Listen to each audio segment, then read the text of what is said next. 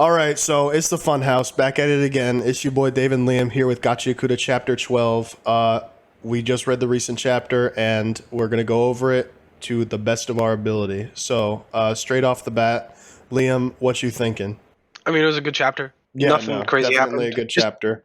but it's the start of something. Yeah, let's just go over it chronologically, and then we can talk about the different parts of it. So, chapter opens up with Semiyu, answering a call, which They is got that one eight apparently hundred line. yeah, apparently this is just how the janitors be taking requests on the regular. Would they just get some phone call and then someone's like, "Hey, do this shit for us." I'm assuming that the janitors get paid for this. Um, I don't want to believe that they do it out of the kindness of their heart, but if they do, good on them. Good for them. Yeah, exactly. And they take this very specific job where it is Zonka, Gris, and Rudo. Did they take anyone else? They're like other bozos, but nameless. Okay, yeah. So it's Zonka, Gris, and Rudo, and Zonka is technically he's not too interested in taking Rudo on the mission, even though he is his trainer, because Rudo hasn't officially joined the janitors yet. But Semiyu feels that Rudo should go because apparently the mission involves a sky person who was abducted by an aberrant beast, which apparently is completely abnormal behavior, as they're just mindless beasts that kill people. Yeah. No real reason that they would abduct a person. And again, they said that the person that was abducted was a sky person. And then Rudo, decides for himself, like, okay, I'm actually going to go on this mission, even though he seems to be a little self-conscious about his ability to use his Jinky. And then they go on that mission with a little offhand joke about Zonka being gay for Engine. And also, Zonka does seem a little bit suspicious of the mission from the get-go. Yeah. Zonka seems just overall generally smart, and it seems like Engine also knows this because Semiyu talks about how she overheard Engine saying that the mission's going to be completely fine because Zonka's there. And this gets Zonka really, gets him going and flustered and everything. So he definitely looks up to Engine as we see that continues. And then they head off on that mission. And then Rudo and Gris talk a little bit about how Gris just beats the shit out of aberrant beasts with his bare hands because he's a gamer like that. But apparently, as we find out, he's been fostering that Jinky. That not Jinky, but that prized possession that he wants to become a Jinky, which is apparently an amulet, which it looks sort of like, a religious symbol, like the hand of God with the little eye in it. I'm pretty sure everyone's seen that.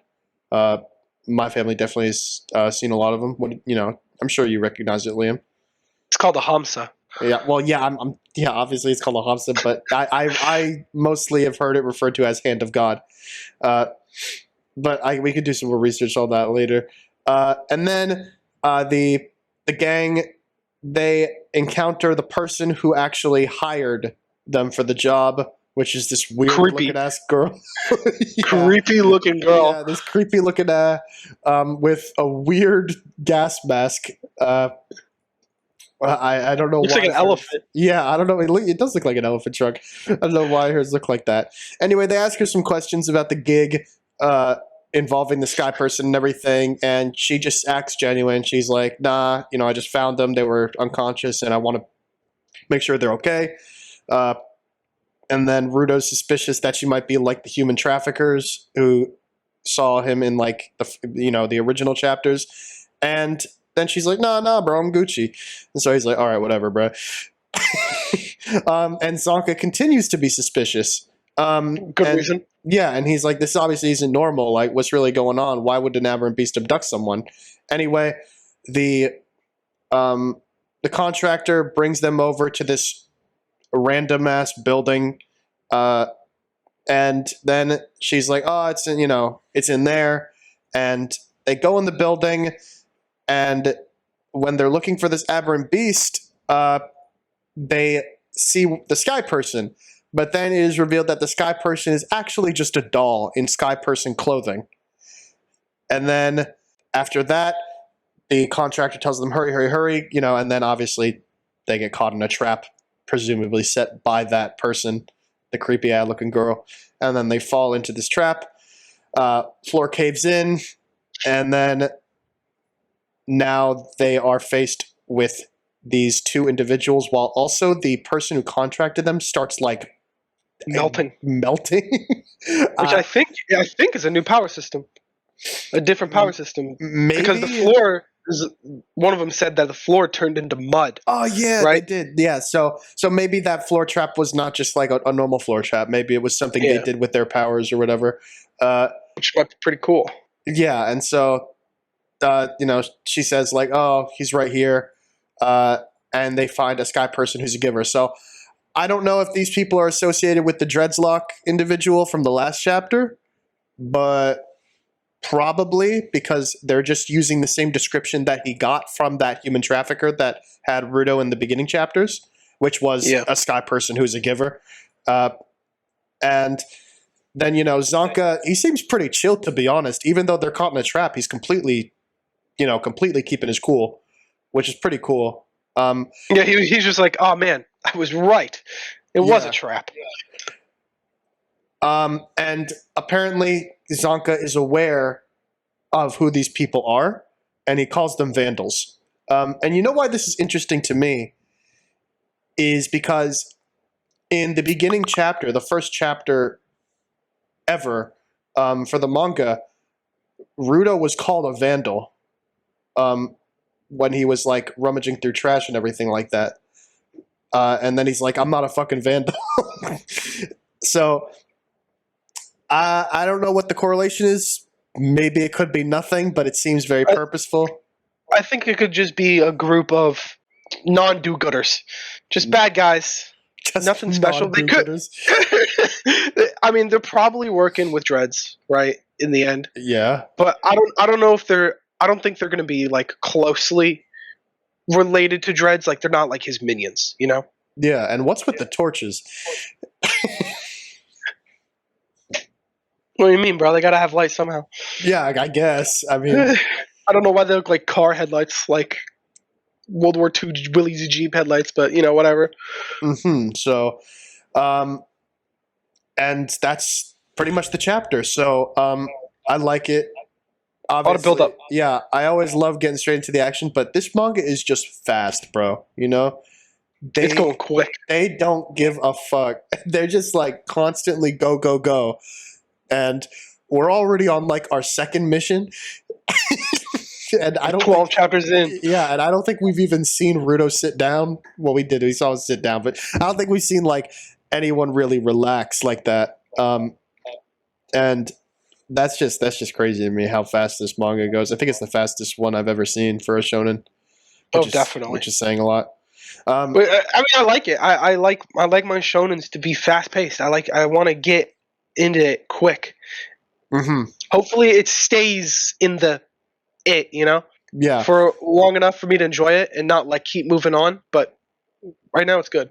So yeah, Zonka says like that he was totally aware the entire time, and the fact that he's like always keeping his cool here and always skeptical, it makes me think that he did, but I just don't understand why he let this happen. And if that's the case, why he even bothered? Like, is he just that confident in his ability to handle issues like this that I would say, yeah, probably. Or maybe, he had a plan. He wants to capture these vandals or, whatever shit he's got going on. We'll definitely see. I remember Engine said that Zonka is the most skilled at using his Jinky.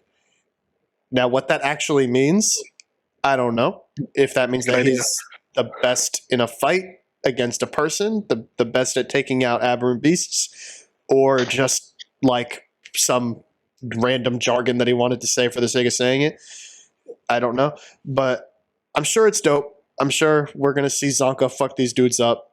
Easy claps. Because these guys look like bozos. Oh, totally. You already know when they got the evil smile. One bald-headed dude. Yeah, when they got the evil smile, they're done for. And the other guy, I mean, I don't know, he looks weird. He'd be looking like Krillin with those 4 dots and bald head. But I like their outfits too, I think they kind of got drip. I like the bald dude's like scarf. Yeah. I don't know. It all looks really good. But the outfits are always good in this. Yeah, it's cool. I think though Rudo's being kind of passive compared to how crazy he was portrayed to be. He's kind of just been going along with the flow, and in the beginning, he's definitely controlling himself. Yeah, in the beginning of the chapter, they really like express how he doesn't want to be a burden. He's still trying to get that information to get to heaven, but he seems to take a back seat right now to actually him wanting to become a valuable asset to the team, which is just interesting to me because he spent so little time with the team. But I guess he sees that there's no other option other than to work with them. So, no, that's pretty much it. That's the chapter. What do you think? Short and quick. I mean, there's nothing really much to say besides gotta wait for the next one. This is definitely just a build-up chapter. Next chapter, we're gonna get a fight. We already know it. Yeah. And I'm excited to see Zonka really fight. Hopefully go all out. Oh yeah, we do get in the. I forgot to mention, beginning of the chapter, we actually get our first confirmed coloring, or like first official coloring, which it does look good. You know me, I'm a fan of flat coloring, with like no shading. Like you already know when they turn up the animation on like Naruto, they be removing all the shading. I actually prefer that look to how the anime normally looks. So I wish they did that more, but yeah, I like it here too. Engine. Everyone's so lanky. Everyone is so lanky, dude. Oh my god, Ryo bending it back, but like she got nothing. Nothing there. Dude. She got a snatched waist though. And bro, what dude, Zonka looked like Schmeagol. Bro, the way he be like oh my god, this is so funny, dude. And Rudo looked like he wore a paper bag as a shirt. Anyway, got no arms. Engine, and we just talk about Engine's big ass fucking hands. Engine looked like a giraffe. Got that Candace from Phineas and Ferb neck. Yeah, exactly. Well, yeah, no, but they all look good. I love the art, I mean, even if they look silly. It adds to it. And that's chapter 12, Shadow of the Underworld. Hopefully, next chapter, the wickedness of humans. So. I mean, exactly what we predicted and what everyone could have predicted. Obviously, the compelling antagonists of the story have to be humans with an actual motive, not just mindless aberrant trash monster. Exactly. This ain't The Walking Dead. So that's the chapter. Thank you all for watching. Catch us next week. We'll be doing chapter 13. Have a good one. See ya.